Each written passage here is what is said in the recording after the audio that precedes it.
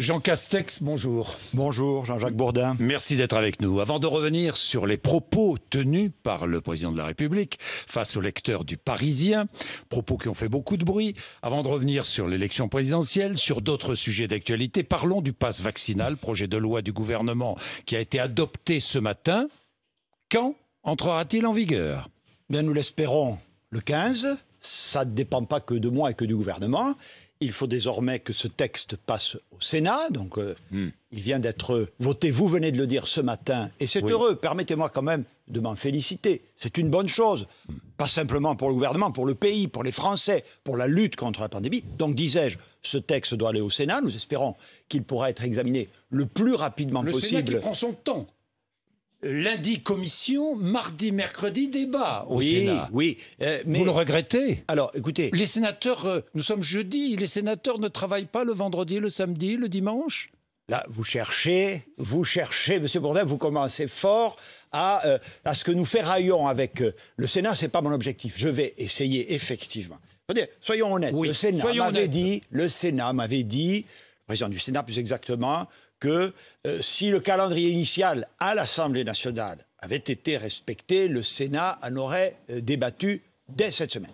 Le calendrier à l'Assemblée nationale a été décalé, légèrement décalé, ce qui avait conduit, vous venez de le dire, le Sénat à envisager un examen en commission, puis en séance plénière au début de la semaine prochaine. Là, il y a eu à nouveau une petite accélération cette nuit. Tant mieux, le texte a été adopté. Nous allons donc, comme on dit, prendre langue, ou moi-même, ou le ministre chargé des relations avec le Parlement, avec le Sénat, pour essayer, effectivement, d'anticiper le plus possible. Donc, le 15, c'est possible? Je l'espère vivement. Vous l'espérez vivement. Bien. Est-ce que le pass vaccinal sera limité dans le temps? Je vous dis ça parce que c'est un débat. Limité dans le temps, ça veut dire quoi? Ça veut dire arrêt du pass vaccinal quand l'épidémie descendra en dessous, par exemple, d'un certain niveau. Alors, vous y êtes favorable ou pas? Ce n'est pas. C'est une demande des Républicains, j'ai vu. Bon, écoutez, ce n'est pas ce qui à ce stade est prévu, puisque vous suivez tout ça. Dans le texte, mais ça peut être modifié au Sénat. Je vais vous faire une réponse générale, Monsieur Bourdin.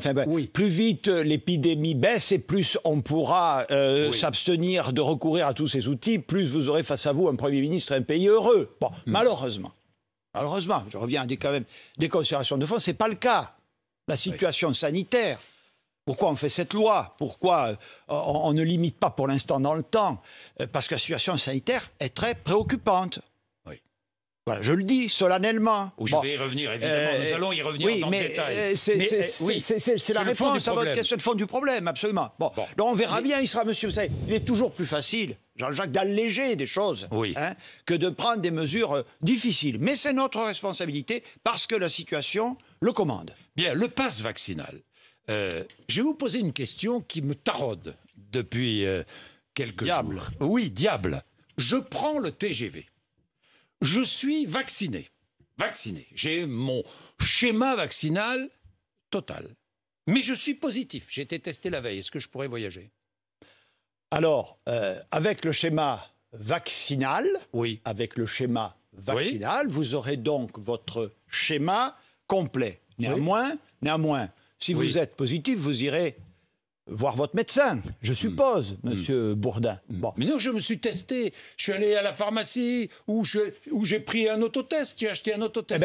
Je me suis testé positif. Oui, je vous décommande de prendre le TGV. Bon. Voilà. Et si je suis non vacciné, si j'ai pas mon schéma vaccinal... vous ne pourrez pas accéder. Et même si je suis testé négatif.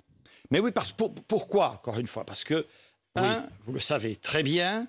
Vous pouvez, il faut ramener les choses à l'essentiel, encore une fois. Justement, c'est pour bien expliquer pourquoi ce passe vaccinal. Vous savez très Moi, j'aimerais bien, savoir. Monsieur Bourdin, les Français veulent savoir. Les Français, mais ils comprennent, les Français, que, avec notamment le nouveau variant Omicron, on peut, effectivement, même en étant vacciné, c'était votre exemple, contracter la maladie, autrement dit, être positif. D'accord? Bien.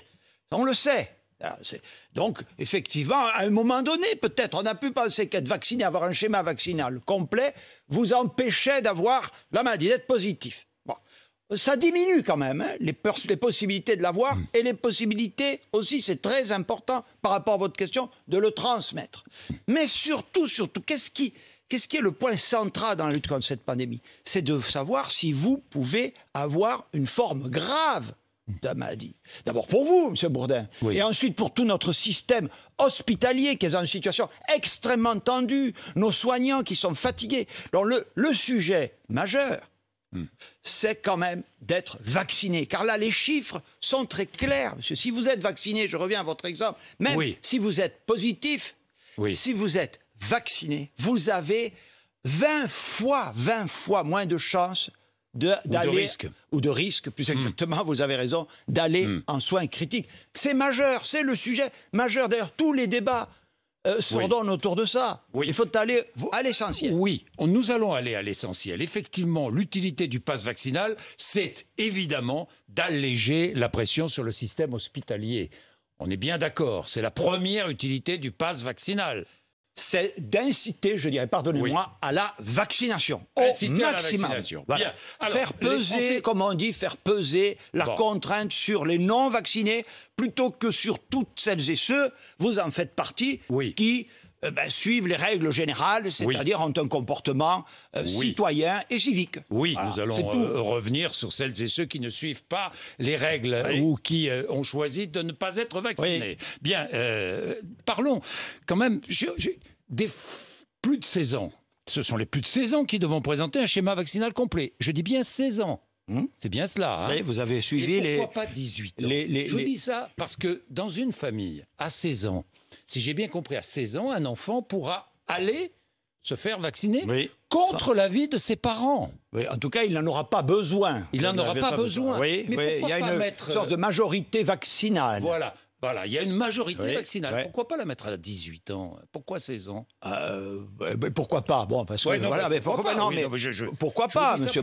Mais en réalité, là aussi, objectivons les choses. Savez-vous que d'ores et déjà, M. Bourdin, et c'est ça la bonne nouvelle, dans cette catégorie d'âge dont vous parlez, il y a plus de 80% de vaccinés. 80% de vaccinés. Et je pense, au-delà des questions juridiques, votre question était plutôt juridique. Juridique, oui. Ça va pousser, je l'espère, la disposition qui vient d'être votée, attendons, si vous le voulez bien, la fin du texte, ça va pousser les autres à se faire vacciner également. Et dans ce cas-là, il n'y a plus aucune difficulté. Alors, la vaccination obligatoire, parce que tout le monde en parle, on en parle beaucoup en Europe. L'Italie vient de décider une vaccination obligatoire pour les plus de 50 ans. J'ai vu qu'Édouard Philippe,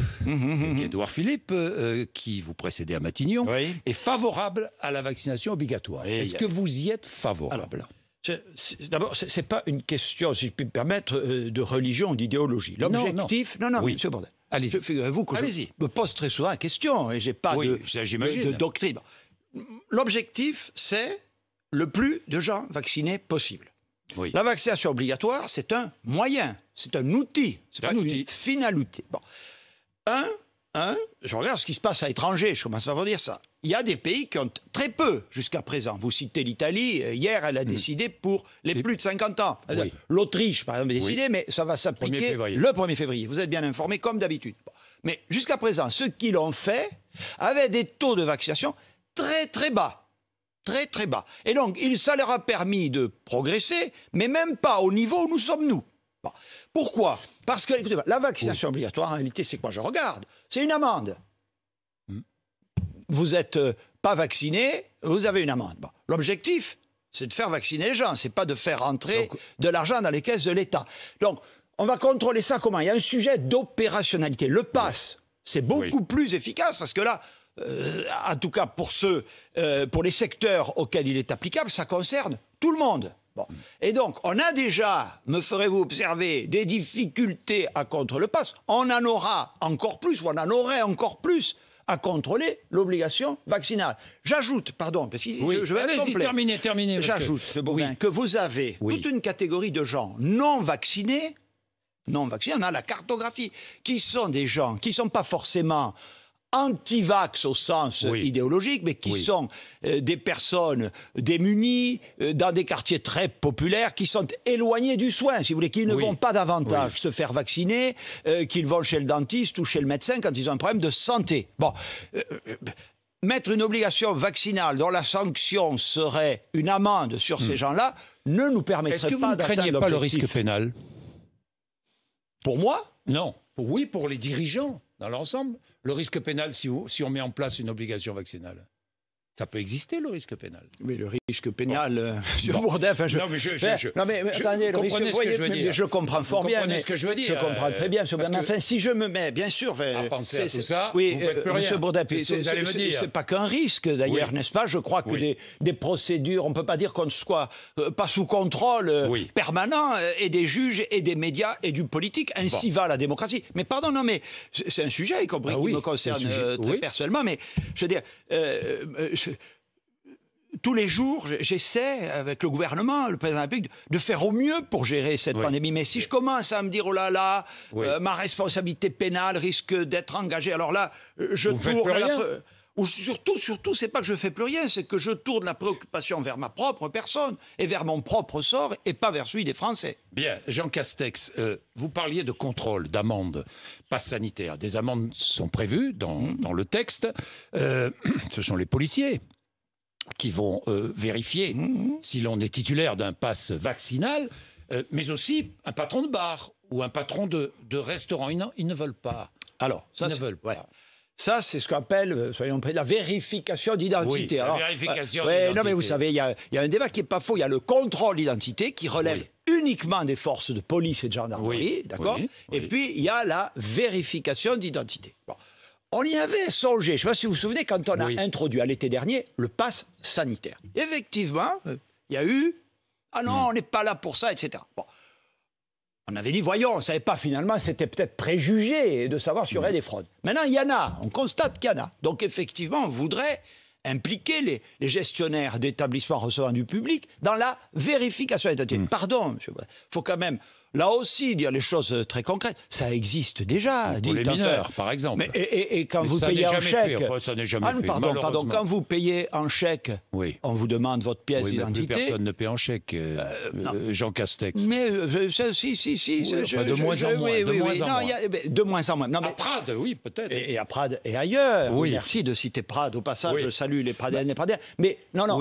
Je veux dire, c'est pas nouveau. Ce que je veux vous dire, c'est pas nouveau que de faire ces vérifications. Donc ça veut dire quoi aussi, finalement Bien sûr, je comprends que c'est pas moi aussi, je souhaiterais les dispenser de ça. Mais ça veut dire quoi? Ça veut dire, ce Bourdin, que dans la lutte contre une pandémie de la nature de celle qui nous affecte depuis des mois et des mois, chacun doit faire son petit effort, chacun doit apporter son écho. Voilà. Donc, je regrette, je préférais qu'il n'y ait pas de fraude. Et qu'il n'y ait pas de contrôle à faire. Mais je ne suis pas naïf, il y en a. Donc, les forces de sécurité vont amplifier leur contrôle et puis on donnera la possibilité... Donc, ce sont les patrons de restaurants qui vont emmerder les Français, quoi, si j'ai bien compris. Les patrons de bars qui vont emmerder les Français. Si nous sommes tous citoyens, personne n'emmerdera personne. Bon, je vais y revenir. Je vais y revenir. Mais quelle est en France... Revenons sur l'épidémie. Quelle est en France la part de variant Omicron dans la contamination aujourd'hui? Est-ce qu'on sait vraiment? Alors... Les chiffres que l'on a, ça dépend des régions, mais c'est entre 70 et 80% selon les informations que j'ai. Je peux m'arrêter à ça. Allez-y. Parce que ça veut dire quand même, je le dis pour celles et ceux qui nous écoutent, que du coup, nous gérons encore du Delta. Exactement. Deux pandémies. Or, que sait-on d'Omicron par rapport à Delta? Il est beaucoup plus contagieux, vous le savez. Il a peut-être un temps de contagiosité un peu plus court, donc il est plus intense dans un temps plus ramassé. Mais surtout, la bonne nouvelle, je le dis avec prudence, en tout cas ce qui résulte des premières observations, c'est qu'il est moins nocif, moins dangereux. Il entraîne moins de formes graves. Mais Delta est toujours là. Oui, Delta est toujours là. Delta est toujours là, donc et lui, on le connaît bien. Le pass vaccinal est dirigé principalement contre Delta. Mais, monsieur Baudin, contre les deux. Contre les deux, mais pourquoi? Pourquoi? Parce que vous me demandez la part des contaminations, mais j'ai encore 9% de gens non vaccinés. Oui, en plus. Et ben oui, mais en plus, pardon, pardon, votre honneur, mais c'est pas rien. Oui, ça, j'ai compris. Et donc ceux-là, ils sont des cibles et des sources de transmission beaucoup plus importantes. Donc le pass vaccinal ne sert pas pour Omicron, il sert pour Delta, et il sert pour les non-vaccinés principalement. Il sert pour nous protéger de la pandémie. Mais imaginons que Delta disparaisse, que Omicron prenne le pas sur Delta. À quoi servirait le pass vaccinal? finalement. Parce qu'une injection égale une infection, ou une infection égale une injection. Qui dit cela? C'est le ministre de la Santé. Oui, mais bien sûr. Non, mais quand vous dites une injection égale une infection, il faut... pour être protégé. Oui, il faut qu'il y ait l'injection, n'est-ce pas? Il faut aussi... On sait aussi, ne l'oubliez pas, puisque vous voulez tout dire et vous dites tout, que l'idéal, c'est quand même, et vous avez commencé par ça, c'était le schéma vaccinal complet. C'est ça qui nous protège le plus. Le risque, c'est de se dire, pardon, mais je vais être très pédagogique avec vous. Si on a une infection, parce que vraisemblablement, Dieu merci, dans mes non-vaccinés, il y a des gens qui ont dû s'infecter, donc avoir une petite dose d'immunité grâce à cette infection. Mais ce qui protège le plus, ça on en est sûr, c'est le schéma vaccinal complet, incluant la dose de rappel. Bien, alors parlons des doses. L'épidémie, je redonne les chiffres, 335 000 cas en 24 heures, 20 186 patients hospitalisés, 3 665 en soins critiques et 297 décès ces dernières 24 heures. Il faut rappeler toujours ces chiffres et les avoir à l'esprit. Vous avez parfaitement raison, l'épidémie est toujours là. Bon, vous promettez 25 millions d'injections en 5 semaines. 25 millions en 5 semaines, comment allez-vous faire ? Eh bien, en continuant à faire ce que nous avons fait. Hein. Ouais. Je rappelle juste un petit chiffre. Hein. Si je vous avais dit ça, même Jean-Jacques Bourdin, que je connais les questions assez m'aurait dit, Monsieur le Premier ministre, ça ne peut pas aller. Souvenez-vous, on est en juillet. Oui. D'accord ? Oui. Il y avait 35 millions de vaccinés. Si je vous ai dit, si je vous avais dit, on sera en 53 6 mois plus tard, vous m'auriez dit, galéjade. Bon, on l'a fait. Ça fait 25 millions en 6 mois. Oui, là, c'est 25 millions en 5 semaines. Oui, mais il faut accélérer parce que mais les gens éligibles au vaccin sont beaucoup plus nombreux, je vous rappelle. On a diminué la période à partir de laquelle on peut recevoir la 3e injection. Donc voilà, c'est notre rôle, M. Bourdin, puisque nous pensons que la vaccination, enfin nous, tous les pays du monde en réalité, pensent que la vaccination est vraiment l'arme majeure pour nous sortir de ça, pour nous protéger collectivement. Nous devons nous fixer des objectifs ambitieux. Et tous les jours, quand même, tous les jours, il y a ces centres de vaccination, ces élus, les professionnels de santé, les pompiers, les associations. Tout le monde est sur le pont pour vacciner. Et donc, je redis à votre micro, il faut se faire vacciner. Allez-y. La 4e dose multiplie par 5 les anticorps. Les anticorps sont les premiers résultats d'une étude israélienne. Les Israéliens sont toujours très en avance et protègent contre les complications graves. Est-ce que vous allez ouvrir l'accès à une 4e dose devant l'ampleur de l'épidémie? Comme toujours dans ces sujets, même doctrine, même réponse. Les Israéliens l'ont fait, je suis ça à la loupe, après avis de leurs autorités sanitaires qui elles-mêmes ont fait sur la base d'observation, puisqu'ils ont un peu plus d'avance, ils ont des cohortes, comme on dit, de patients plus importantes. Donc dès que nos autorités sanitaires auront dit oui, dans telles conditions, et je vois bien se dessiner surtout ceux des Français, les plus fragiles, les plus âgés. On n'y va pas à 4e dose, nous irons. C'est clair. Nous sommes prêts. Nous serons prêts. Bien. Jean Castex, je me mets à la place des parents qui ont appris dimanche soir tout à coup que le protocole sanitaire allait changer en cas de dans une classe. La classe de leur enfant. Et alors tout de suite, il faut évidemment, par précaution, il faut absolument que les enfants aillent se faire tester. C'est le casse-tête aujourd'hui pour trouver une place libre pour se faire tester. Il faut se faire tester plusieurs fois. On a appris ça le dimanche soir. Le président de la République lui-même l'a regretté. Vous aussi. Oui, C'est une erreur de communication. C'est quoi? Qu'est-ce qui s'est passé? On va expliquer, bien sûr. C'est le propre de la gestion d'une crise, M. Bourdin.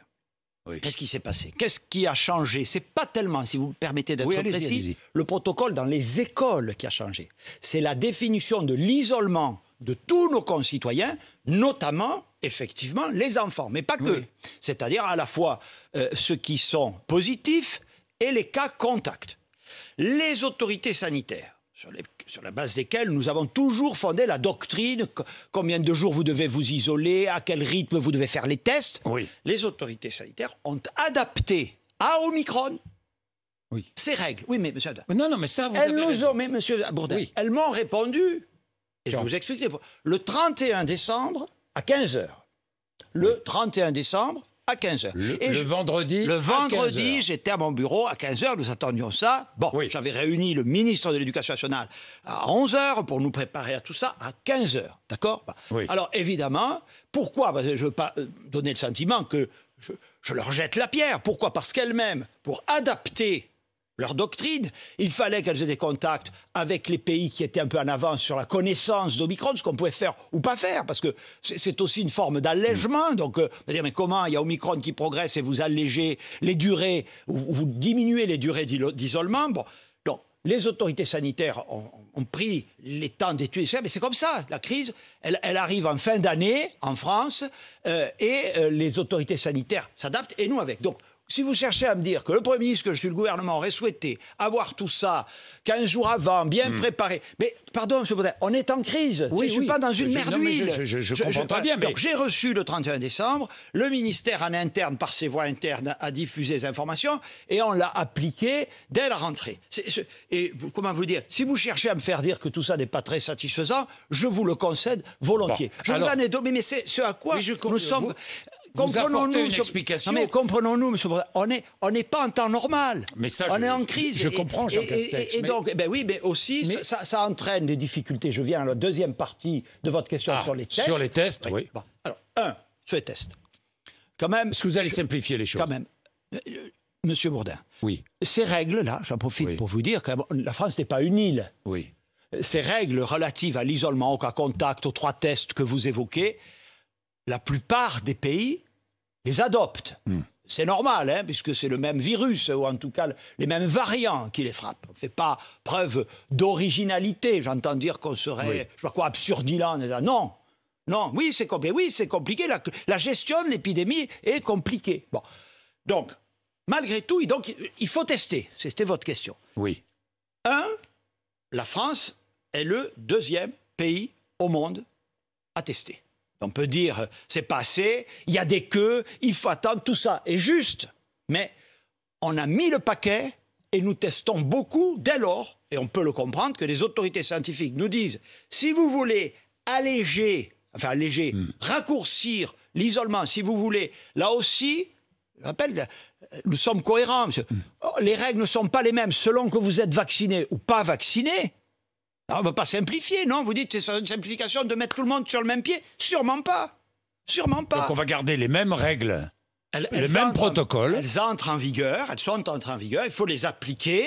Je le dis à mes concitoyens, nous fournissons... Dites aux parents, comment faire ? Comment faire pour faire dépister son enfant alors qu'on a des rendez-vous à 3 jours qu'est-ce qu'on fait ?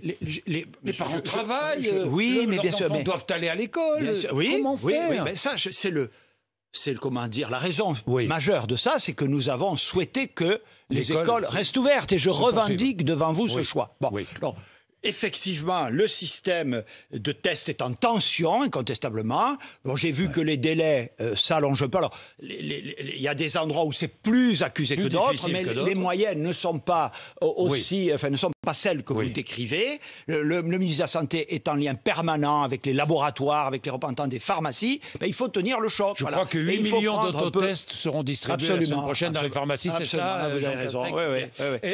Pardon, excusez-moi. Le problème est moins la fourniture des dispositifs que les bras. Que les bras dans les laboratoires.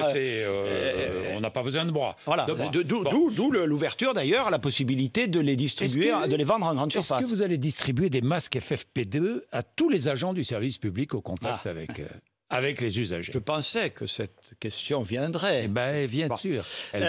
Parce que le masque FFP2 protège mieux. Alors, Jean Castex. Jean-Jacques Bourdin, là aussi, il y a un conseil de santé publique, c'est pas moi qui dis comment les masques protègent ou pas. Mais il y a eu des avis. Absolument. Eh bien, nous les suivons scrupuleusement, c'est-à-dire qu'est-ce qu'ils disent en l'état, ces avis Ils disent que les masques FFP2, je vous rappelle, un masque FFP2+, c'est un masque il faut le porter très bien, il représente une contrainte très forte, donc il est réservé au terme des avis dont vous parlez, au personnel soignant et, s'agissant des patients, des malades, aux gens ayant des formes graves. Ça, c'est la doctrine actuelle. Nous avons, au vu de l'évolution de la pandémie, ressaisi le Haut Conseil de santé publique qui devra nous rendre son avis normalement vendredi pour savoir s'il nous dit de faire évoluer cette doctrine. Et s'il le dit, on le fera. Quelle évolution possible? Alors, il y en a une que nous allons prendre tout de suite, je vous le dis par anticipation, qui concerne les personnels enseignants. Oui. Le personnel enseignant, pourquoi? Parce que le virus galope. Vous le savez, par exemple, pour les maternelles, il n'y a pas de masque. Et puis, il n'y a pas, on a parlé tout à l'heure tous les deux de la vaccination des enfants de plus de 11 ans. Et les autres, ça commence à peine, donc ils sont moins vaccinés. Donc déjà, avec le ministre de l'Éducation nationale, nous avons décidé d'ici la fin de ce mois, ça va commencer très vite, de fournir à tous les personnels enseignants des masques chirurgicaux. Vous savez qu'ils avaient des masques tissus jusqu'à présent, ce n'est pas le FFP2, ça s'appelle le FFP1. Bon. Et évidemment, cher monsieur Bourdin, dès que, si le Haut Conseil Santé publique nous dit il faut passer à l'étage au-dessus, nous passerons à l'étage au-dessus. Et tous les enseignants recevront un masque FFP2. S'il le faut. Ceci dit, la doctrine actuelle rappelle que déjà le masque FFP1 est très protecteur. Bien. Je voudrais revenir sur les propos du président de la République. Vous avez tardé. Mais volontairement. Ah, très bien. Bon, mais vous savez, ça fait perdurer le suspense. Oui, mais je comprends. Parce que, pardon, mais avant les propos du président de la République, le plus important, c'est la situation sanitaire en France, et vous avez le pass sanitaire et les mesures que vous prenez et qui sont acceptées ou pas. Là n'est pas le débat pour nous.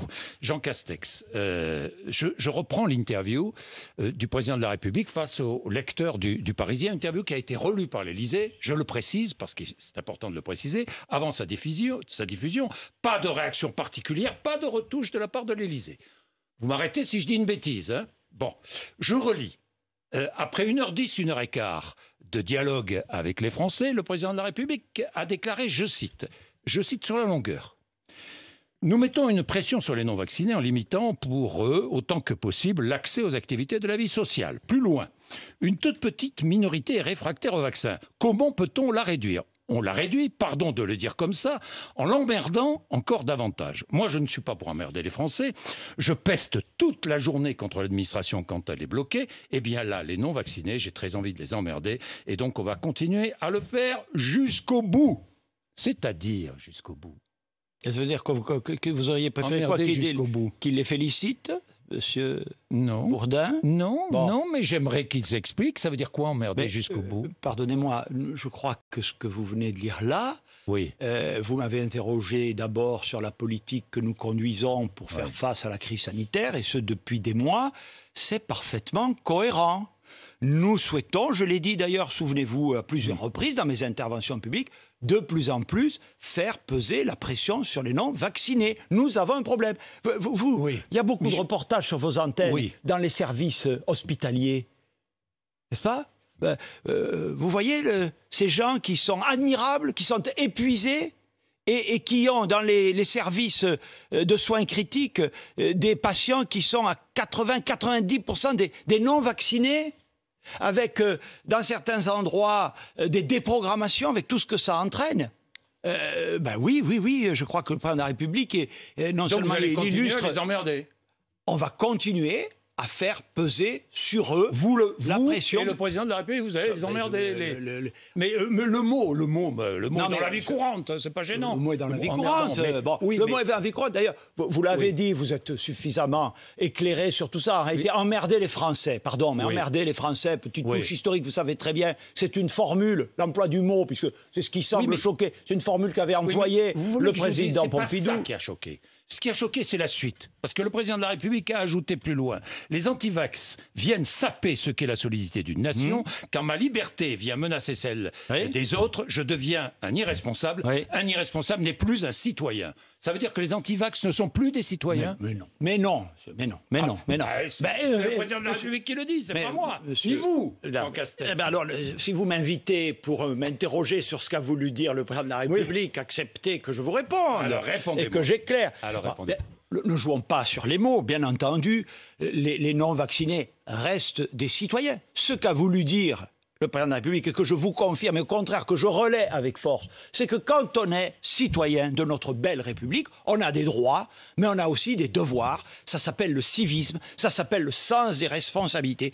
Et je le dis comme je l'entends, et vous devez l'entendre tous les jours autour de vous, être anti-vax, c'est pas simplement un choix personnel.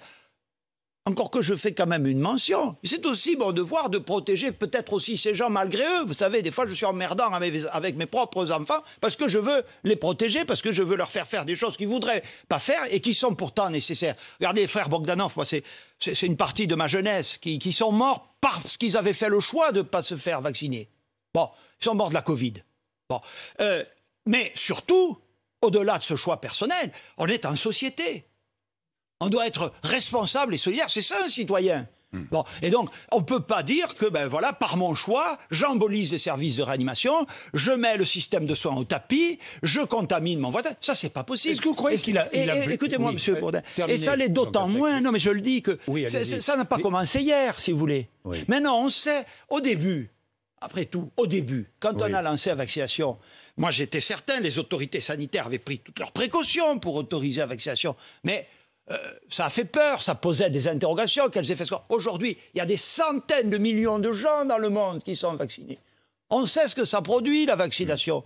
Donc, le temps passe et rend effectivement de plus en plus insupportables ces comportements irresponsables. Cela dit, nous allons continuer notre politique, y compris à aller vers eux, à les convaincre, à faire en sorte qu'ils accèdent à la vaccination. Par tout moyen, ça doit progresser. Je me souviens, le 2 décembre 2020, vous étiez ici avec moi et vous nous disiez, mon rôle, c'est de calmer le jeu. C'est votre rôle. Ce matin, vous calmez le jeu et toute la tempête provoquée par les propos du président de la République. Est-ce que vous en avez parlé avec lui? Il a regretté ces mots ou pas? Vous ne dites rien je vous ai déjà répondu là-dessus. Bon. Mais attendez, la tempête provoquée, oui, dans un certain milieu, je n'en doute pas. En tout cas, je le constate avec vous, cher Jean-Jacques. Oui. Président de la République, il peut aussi dire parfois tout haut ce que beaucoup de gens pensent tout bas. Parce que, si vous voulez, il y a quand même, ne l'oubliez pas, c'est une fierté du pays. Je ne sais pas si je veux calmer ce... Je crois qu'il faut être ferme et en même temps très incitatif. Il y a quand même 80, bientôt 12% de nos concitoyens qui sont allés vers la vaccination.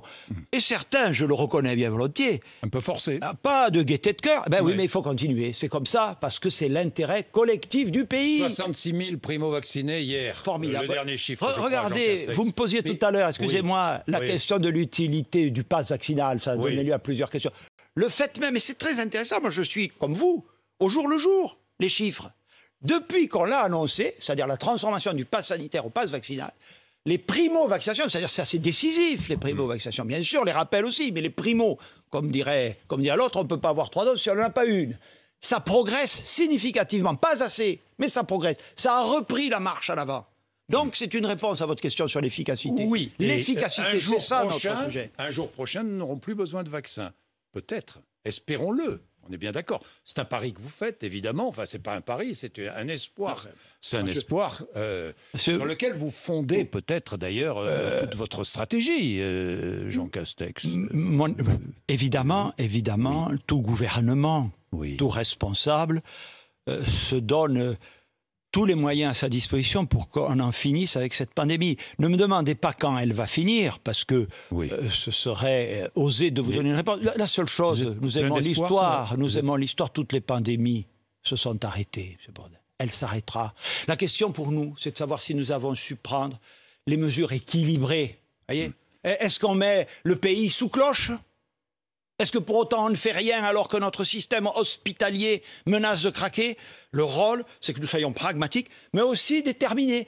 Et, pardon de le redire devant vous, cette épidémie, vous interrogez le chef du gouvernement, bien entendu, elle dépend des mesures que prennent les pouvoirs publics, mais elle dépend aussi, dans une république, du comportement individuel de chacune et chacun d'entre nous. Vous avez dit, il faut faire la queue pour faire des tests, oui, il faut, quand je suis patron de bar, peut-être faire une vérification d'identité, oui, et il faut surtout se faire vacciner et faire peser la pression sur c'est le mot que vous avancez, c'est le mot de cette période. C'est une éthique de la société. C'est une éthique de la société, Jean Castex, oui, mais enfin, on n'aurait pas cette pression sur l'hôpital si on n'avait pas fermé 5700 lits d'hospitalisation en 2020, non?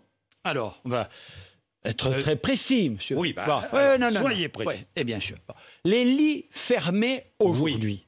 Oui. C'est là qu'on fait naître une ambiguïté très dommageable.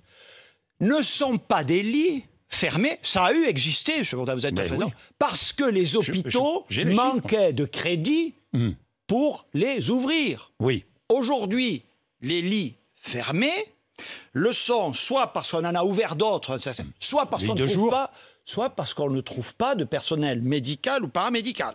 Mais que ce soit dit aux Français, les moyens mis à l'hôpital, écoutez bien, par rapport aux 10 années antérieures, vous voyez, je pense là, nous les avons, mon gouvernement les a doublés.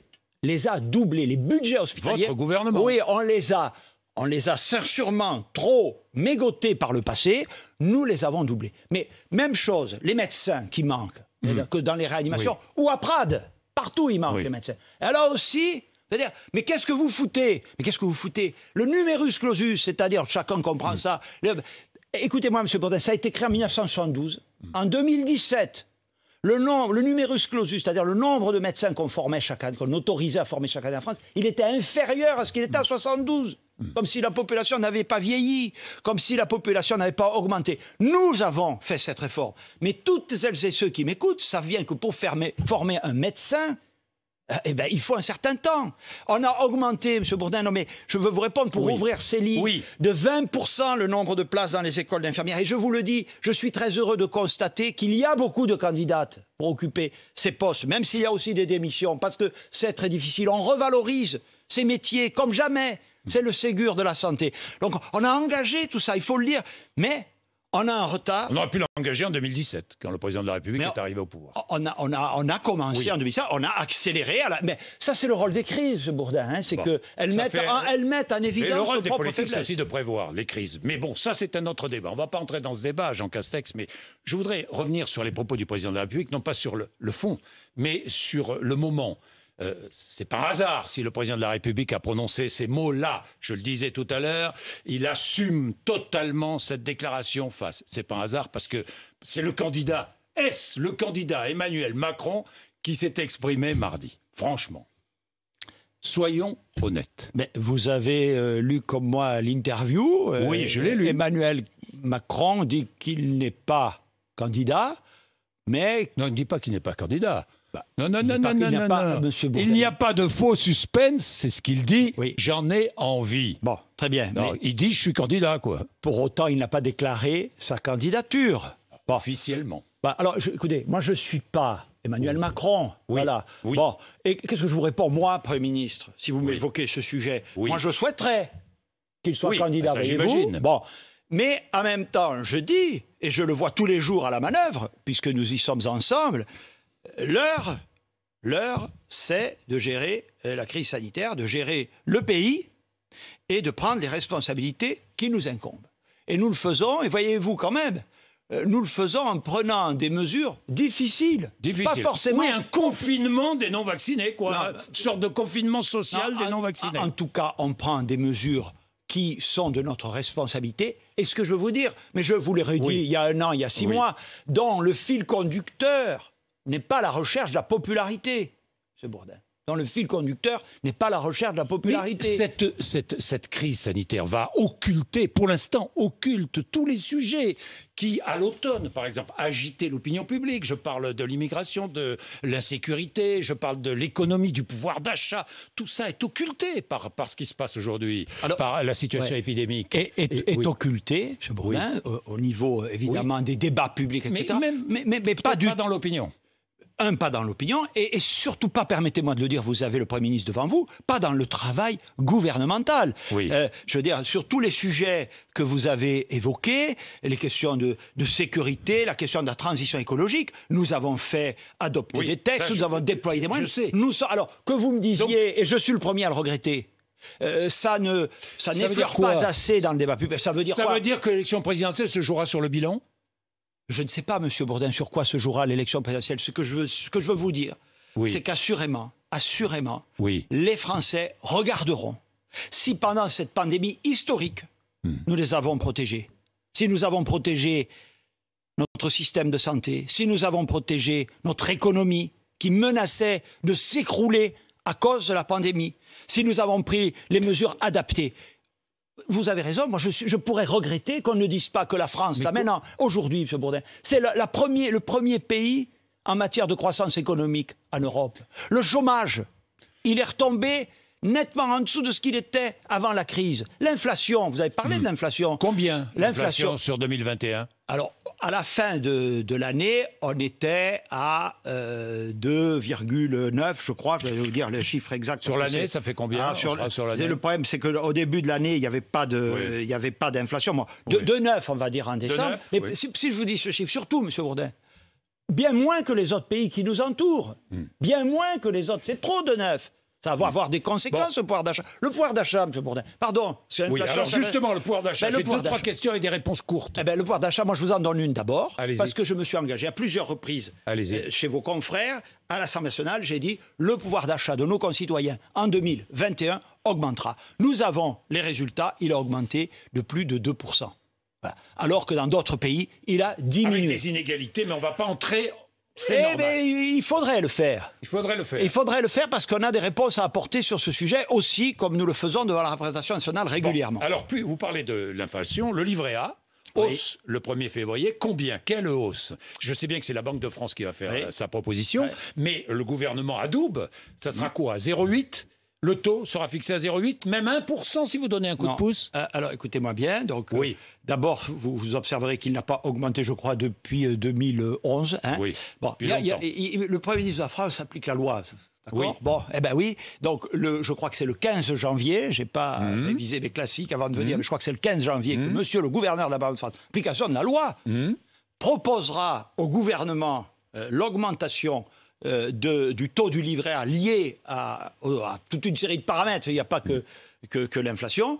Et effectivement, nous adopterons les propositions du gouverneur pour les mettre en application à partir du 1er février. Parce que c'est possible. Oui, mais c'est pas envisagé. Je vous le dis de façon la plus claire. Vous voyez, là aussi, très bien. Hein, mais je serai 0,8, je pense, d'après tous les calculs. J'ai regardé de près tous les calculs. J'en ferai part à monsieur le gouverneur. Bon, oui, vous avez raison. Bon, en ce qui concerne l'insécurité, Valérie Pécresse était dans le sud, elle est à Marseille, et elle nous a dit, elle veut ressortir le Karcher de la cave pour nettoyer les quartiers. Il s'agit de remettre de l'ordre dans la rue. La sécurité, ajoute-t-elle, est la première des libertés. C'est la première des libertés, la sécurité. Alors, sur le dernier point, ça, je pense que pas tout le monde peut être d'accord, hein, évidemment. La sécurité. Marine Le Pen aussi, d'ailleurs. Oui, il y a toute une série comme ça de formules générales qui peuvent recueillir l'adhésion. Le Karcher, un peu moins, quoi. Là aussi, il faudrait prouver que ça ait marché. Bon, moi, ce que je pourrais faire, il me faudrait un peu de temps, si vous l'acceptiez, M. Bourdin, c'est vous dire ce que nous faisons dans tous ces quartiers dans lesquels je me rends inlassablement. Je suis allé à Rennes, je suis allé à Seine-Saint-Denis, je suis allé à Lyon, je suis allé à Marseille. La sécurité dans les quartiers, plus que jamais. On a créé des forces de sécurité quand Mme Pécresse en avait diminué. Alors, je sais bien qu'on va vous expliquer qu'on fera demain ce qu'on n'a pas fait hier. C'est un grand classique. Mais nous avons ce gouvernement. Oui, mais j'ai fait le choix. Je me souviens. Mais bien sûr, mais je ne renie rien. J'ai fait le choix d'évoluer et nous avons pris aujourd'hui les décisions. C'est-à-dire qu'on a créé 10 000 postes de fonctionnaires de police, en particulier dans ces quartiers. Il y a des quartiers de reconquête républicaine. Je vais vous faire une confidence. Quand je vais dans les villes, hors caméra, hors vos confrères, je vais toujours dans ces quartiers faire des tours la nuit avec la BAC, la brigade anticriminalité. Le dernier que j'ai fait, c'était dans les quartiers nord de Marseille. La première question que je pose aux fonctionnaires de police, est-ce que vous rentrez partout? Est-ce qu'il y a un seul endroit, un seul immeuble dans lequel vous n'entriez pas? Et la réponse est dit, mais là, on rentre partout. Oui, la police rentre partout, mais là, une fois la police partie, hop, le trafic reprend. Oui, mais on en démantèle des trains. Mais oui, non, mais c'est pas aussi simple que ça. Non, on a des résultats importants. Le sujet majeur, je vais le dire pour les uns et les autres, ceux qui nous écoutent comprennent très bien. Il faut encore améliorer l'efficacité de nos forces de sécurité. Il faut surtout, vous me l'avez entendu dire 20 fois, monsieur, restaurer l'efficacité du service public de la justice. Oui. Et là aussi, non, mais monsieur Bourdin, les gens, ils le savent. S'il n'y a pas de suite pénale, on pourra aller chercher tous les Karchers que vous voulez.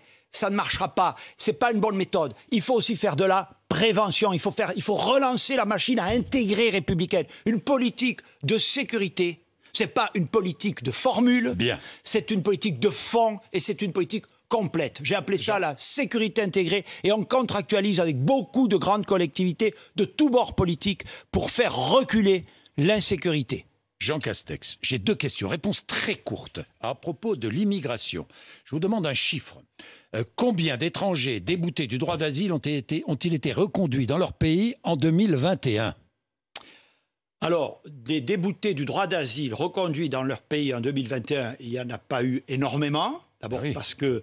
il n'y en a pas eu énormément, mais du coup, je vous le rappelle, nous avons en conséquence, vis-à-vis des pays concernés, revu considérablement notre politique de visa. Oui, mais il n'y en a pas eu énormément. On a beau revoir nos politiques de visa, il n'y en a pas eu énormément. Vous n'avez pas le chiffre? Non, je n'ai pas le chiffre exact, mais on le communiquera. Mais, pardon. Oui. L'affaire de la politique de visa, qui est quand même extrêmement importante, on a quand même diminué avec certains pays jusqu'à 50% le nombre de visas octroyés, montre quand même que ça signifie qu'on ne peut pas entrer... Qu'il y a une volonté, quoi. Non seulement qu'il y a une volonté, mais surtout qu'on ne peut pas entrer dans notre pays en provenance de ces pays-là si ces derniers ne reprennent pas effectivement les déboutés, et en particulier ceux d'entre eux qui sont à la tête de condamnations. Bon, donc on a obtenu des résultats un peu plus forts avec certains pays que dans d'autres. C'est une mobilisation constante. Je réunis régulièrement les ambassadeurs des pays concernés. Mais là aussi, nous sommes sur une logique de fermeté et de clarté. Merci Jean Castex d'être venu nous voir ce matin pour 3 quarts d'heure d'interview sur RMC et BFM TV. Il est 9h16.